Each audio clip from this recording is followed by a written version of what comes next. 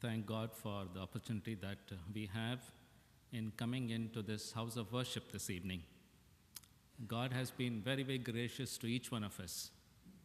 And in His mercy, He has found it fitting that we, as His children, have the privilege of coming to the sanctuary at the beginning of another Sabbath evening.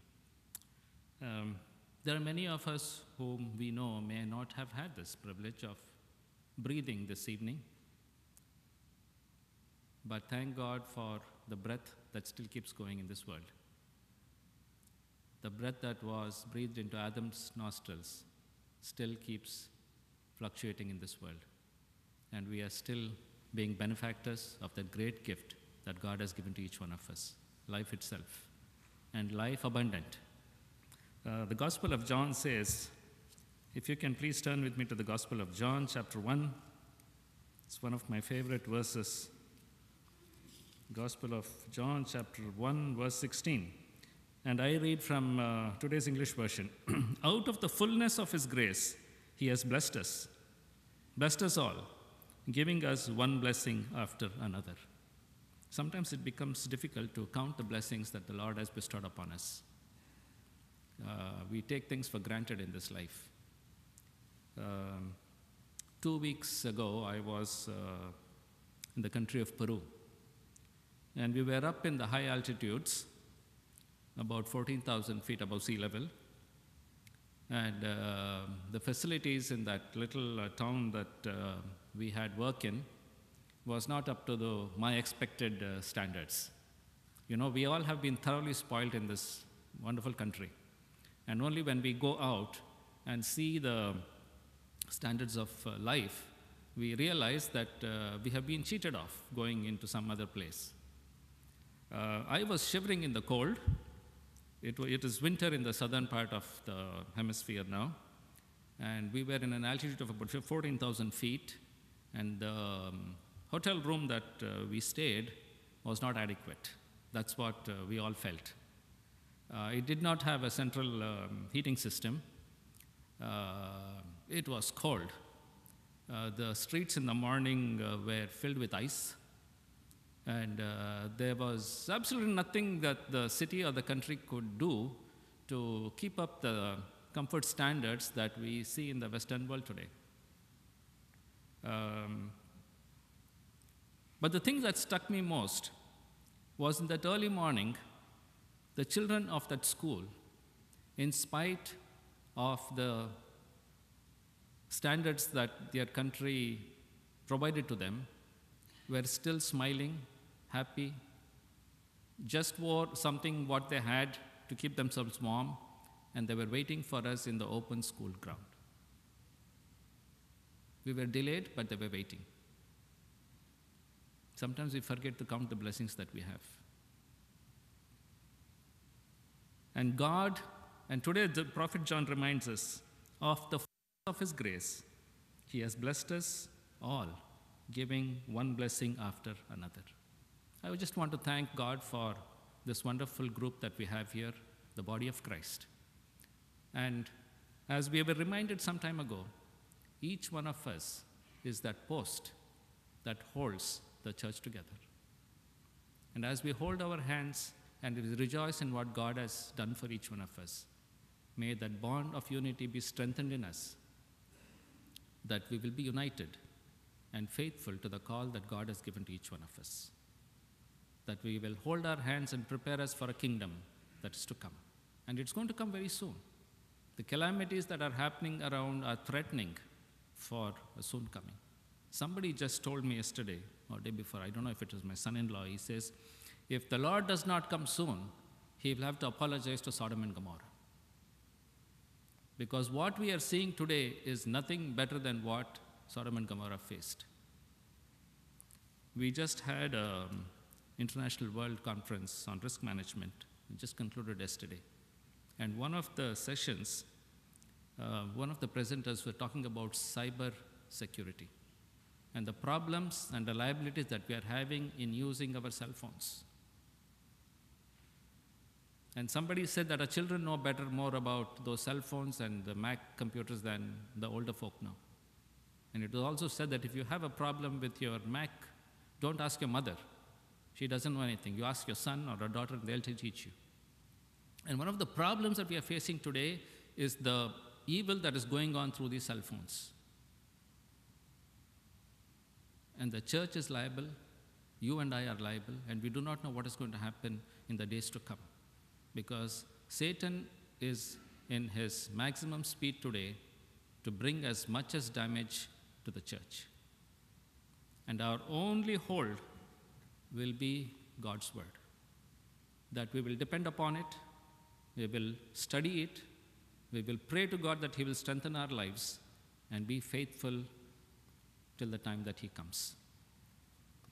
My devotion this evening is based only on the scripture. Among the three definite gifts that God has given to us, the first one was His Son Jesus, who came and gave His life a ransom. The second one is the Holy Spirit, which guides us and speaks to our hearts the right path. And the next is God's holy word. That we spend time daily on a continual basis to strengthen our lives and to ask God to guide us every moment of our lives. I am thankful that I had parents who taught me the value of the scriptures right from the time I was a little child. And I don't believe that their day has skipped when I have not spent time in devotion as soon as I get up before I leave anything. There are times that I leave my home at 2 a.m. in the morning to catch a flight. If I have to leave at 2 a.m., I get up at least 1 and spend at least half an hour to study God's word. Wherever I am, this is the only thing that has strengthened my life to be kept by the power of God. And I recommend this to all those whom I come across, that there is nothing more in this world that we have to know than knowing this. All that we need to know in the world is everything is in this.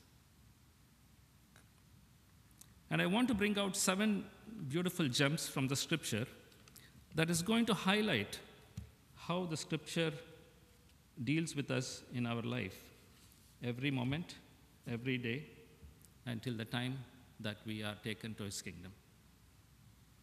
There were 40 different writers of the Bible over a period of 1,600 years. Many of them never knew each other. They come from different backgrounds, shepherds, kings, and fishermen. Yet, every book fits in complete harmony. A single thread of purpose runs throughout from Genesis to Revelation, all the 66 books, and relate man's origin, something of his history, and his relationship to God. The entire message of the Bible is woven around the love and grace of the Lord Jesus Christ. The second gem. The Bible is not a scientific textbook. However, every reference to a scientific matter is completely accurate. There was a man by the name of Herbert Spencer. And I think I can relate to my friend Mr. J.S. Paul very well, because I think we have certain common interests. Now, Herbert Spencer was a biologist, philosopher, and he was a very, very accredited Victorian Nobel laureate who was a keen student of the Bible. He was born in the 19th century, April 27, 1820, and he lived to make the first 5 Nobels of science. And he connotes it and he fulcrums it to the Holy Scriptures. And those of us who have studied physics know that there are 5 Nobels.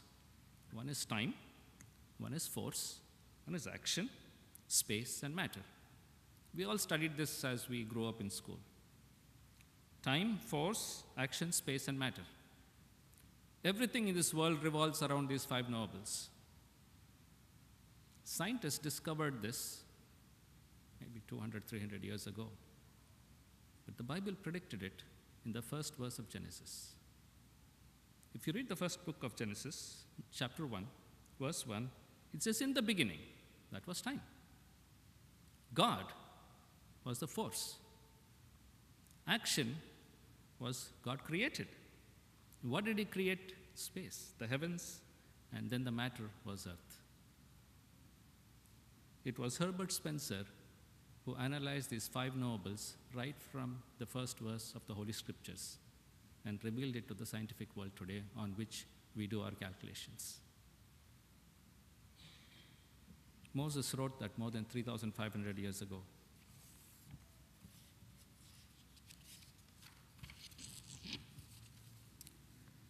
It was third one. It was an established fact that light exists before the sun.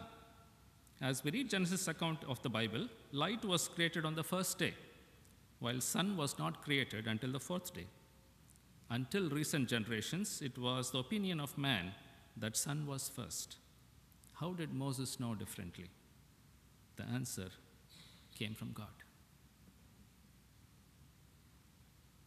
Fourth one. Another astounding fact revealed in the Bible is that the earth is round. It was taught and believed that the earth was flat earlier. It was not until the Bible was completed that some of the men began to think that the earth was round. And it was proven yet in the Bible said, "It is God that sitteth upon the circle of the earth." Isaiah 4:27. Again, it says, "He setteth the circle upon the face of the deep." In the New Testament, it is taught that the coming of Jesus will be both in the night and during the daytime. He speaks of a night with 2 men in bed. At the same time, there were 2 women grinding in the mill. And the 2 different actions are at 2 different parts of the world today. God is speaking of a single coming when some people will be resting and some will be working. These were already prophesied thousands of years ago. Number 5. The ancient Greek and Romans believed that the earth was held in place by poles or by the neck of Atlas. They were the most advanced and learned people of their day. Yet, 3,500 years ago, the Bible says, "He stretched out the north over the empty space and hangeth the earth upon nothing." Job 26:7. Modern science has proven that the Bible to be correct, and another reason for believing in the Bible came from God and not from man. The Bible teaches the earth is suspended in space and did so hundreds of years before man discovered it for himself. Number 6. Principles upon which radio and television operated are set forth in Job 38:19-35. He speaks of the way light dwelleth, and lightnings that may go and say, "Here we are." Man knows that both sound and light energy can be transmitted. Light can travel at the speed of 186,000 miles per second, and sound about 1,000 miles per minute. And this is the reason how radio transmissions are taken to different parts of the world to spread the message of a soon returning Savior. The last one.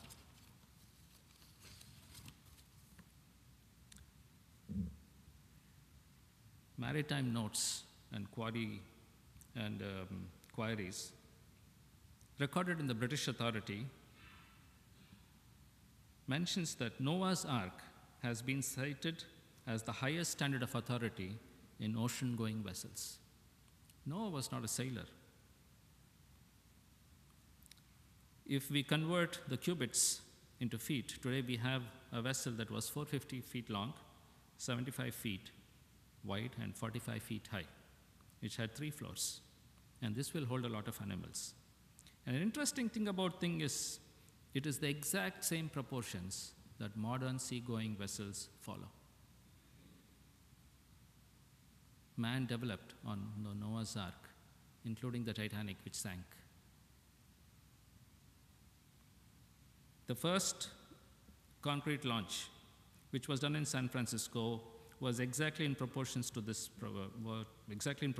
dimensions. That was in 1919. It was 300 feet long 50 feet wide and 30 feet high. They just copied what Noah had built on. Today there are shipping lanes that these ocean liners go. And it was Matthew Fountain Maury, who was an oceanographic engineer, born in Virginia, who told his son to read from him when he was injured and he was sleeping. And his son was reading from Psalms 8:8. And Psalms 8:8 said, "The fowls of the air, the fish of the sea, and whatsoever passeth through the paths of the sea." When Maury heard this, he told his son to stop and read it again. And he discovered that the Lord had promised there were paths in the sea. Within 2 years, Maury was the one who charted the major shipping routes of the world today. His inspiration came from God's word. Today, I want to ask a question to each one of us. How much time do we spend on God's word in our daily Christian walk? There are so many things embedded, jewels and diamonds in the scripture that will direct us to our day-to-day life. And the Lord in his sweet spirit will direct our thoughts if we are willing to humble ourselves and spend time to read God's word. There are many countries in the world today where you cannot carry a Bible. But in his mercy, we have found it so convenient to have many, many Bibles in our homes, many different versions, many different types of bindings. But how much time do we spend in listening to that word which was spoken for us thousands and thousands of years ago? And my prayer this evening is that the Lord will inspire us. The Lord will speak to us in his own gentle way, that we take time to come in humble obedience at his feet and read and let the Holy Spirit guide us, that we will be strengthened, we will be prepared for the last day events, and we will prepare ourselves for the kingdom to come.